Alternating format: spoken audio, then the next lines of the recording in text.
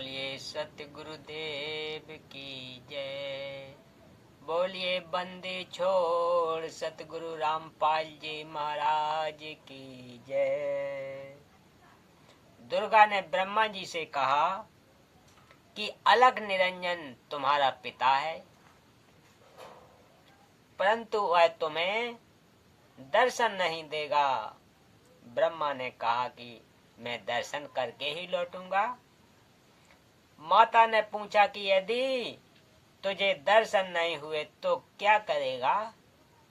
ब्रह्मा ने कहा कि मैं प्रतिज्ञा करता हूँ, यदि पिता के दर्शन नहीं हुए तो मैं आपके समक्ष नहीं आऊंगा। यह कहकर ब्रह्मा जी व्याकुल होकर उत्तर दिशा की ओर चल दिया, जहां अंधेरा ही अंधेरा है। वहां ब्रह्मा ने 4 युग तक ध्यान लगाया, परंतु कुछ भी प्राप्ति नहीं हुई। काल ने आकाशवाणी की कि दुर्गा, सृष्टि रचना क्यों नहीं की?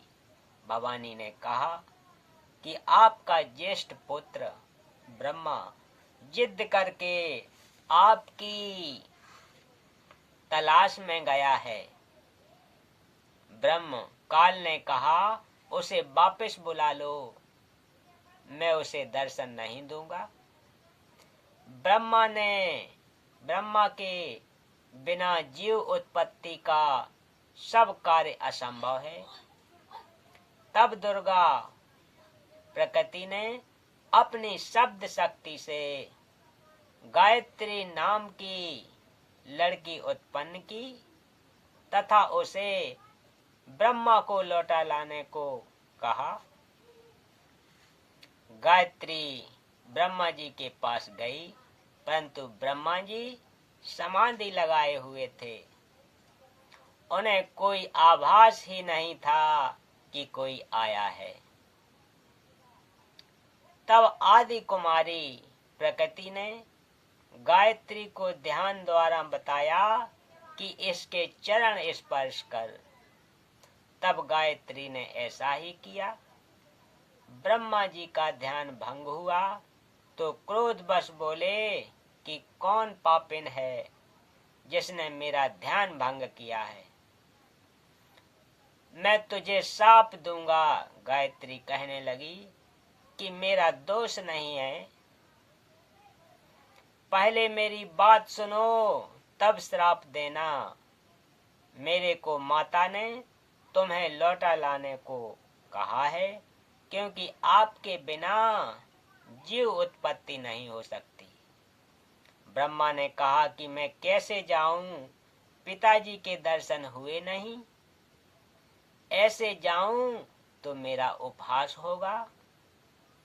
ब्रह्मा ने कहा कि मैं कैसे जाऊं, पिताजी के दर्शन हुए नहीं। ऐसे जाऊं तो मेरा उपहास होगा। यदि आप माता जी के समक्ष यह कह दें कि मैं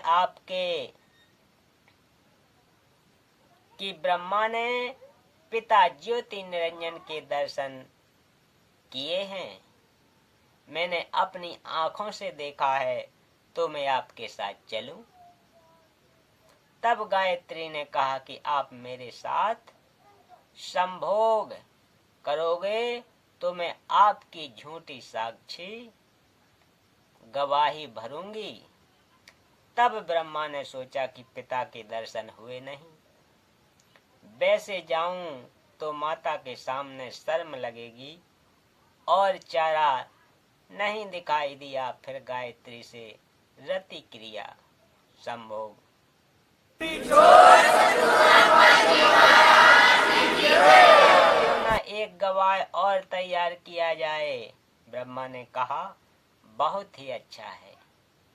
तब गायत्री ने शब्द शक्ति से एक लड़की पुहवती नाम की पैदा की तथा उनसे दोनों ने कहा कि आप गवाही देना कि ब्रह्मा जी ने पिता के दर्शन किए हैं। तब पुष्पवती ने कहा कि मैं झूठी गवाही क्यों दूं? हाँ, यदि ब्रह्मा मेरे से रति क्रिया करे तो गवाही दे सकती हूँ। गायत्री ने ब्रह्मा को समझाया कि और कोई चारा नहीं है। तब ब्रह्मा ने पुष्पवती से संभोग किया तो तीनों मिलकर आदि माया के पास आए। दोनों देवियों ने उपरोक्त शर्त इसलिए रखी थी कि यदि ब्रह्मा माता के सामने हमारी झूठी गवाही को बता देगा तो माता हमें श्राप दे देगी, इसलिए उसे भी दोषी बना लिया। यहाँ महाराज गरीबदास जी कहते हैं कि दास गरीब यह चूक धुरोधर। तब माता ने ब्रह्मा से पूछा, क्या तुझे तेरे पिता के दर्शन हुए? ब्रह्मा ने कहा, मुझे पिता के दर्शन हुए हैं। दुर्गा ने कहा, साक्षी बता। तब ब्रह्मा ने कहा, इन दोनों के समक्ष साक्षात्कार हुआ है। देवी ने उन दोनों लड़कियों से पूछा, क्या तुम्हारे सामने ब्रह्म का साक्षात्कार हुआ है? तब दोनों ने कहा कि हाँ, हमने अपनी आंखों से देखा है। फिर भवानी प्रकृति को संशय हुआ कि मुझे तो ब्रह्म ने कहा था कि मैं किसी को दर्शन नहीं दूंगा, परंतु ये कहते हैं कि दर्शन हुए हैं। तब अष्टांगिनी ने ध्यान लगाया और काल ज्योति निरंजन से पूछा कि यह क्या कहानी है। ज्योति निरंजन जी ने कहा कि ये तीनों झूठ बोल रहे हैं। तब माता ने कहा, तुम झूठ बोल रहे हो। आकाशवाणी हुई है कि इन्हें कोई दर्शन नहीं हुए। यह सुनकर ब्रह्मा ने कहा कि माता जी, मैं सौगंध खाकर पिता की तलाश करने गया था, परंतु पिता के दर्शन हुए नहीं।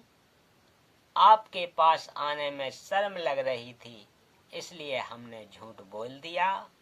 तब माता दुर्गा ने कहा कि अब मैं तुम्हें श्राप देती हूँ। तेरी पूजा जग में नहीं होगी। तेरे आगे तेरे वंशज होंगे, वे बहुत पाखंड करेंगे, झूठी बात बनाकर जग को ठगेंगे।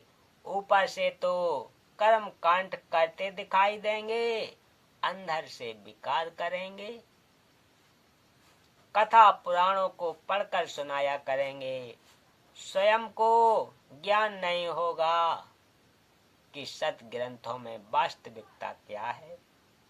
फिर भी मानवश तथा धन प्राप्ति के लिए गुरु बनकर अनुयायियों को लोक वेद शास्त्र विरुद्ध दंत कथा सुनाया करेंगे। देवी देवताओं की पूजा करके तथा करवा के दूसरों की निंदा करके कष्ट पर कष्ट उठाएंगे। जो उनके अनुयायी होंगे उनको परमार्थ नहीं बताएंगे। दक्षिणा के लिए जगत को गुमराह करते रहेंगे।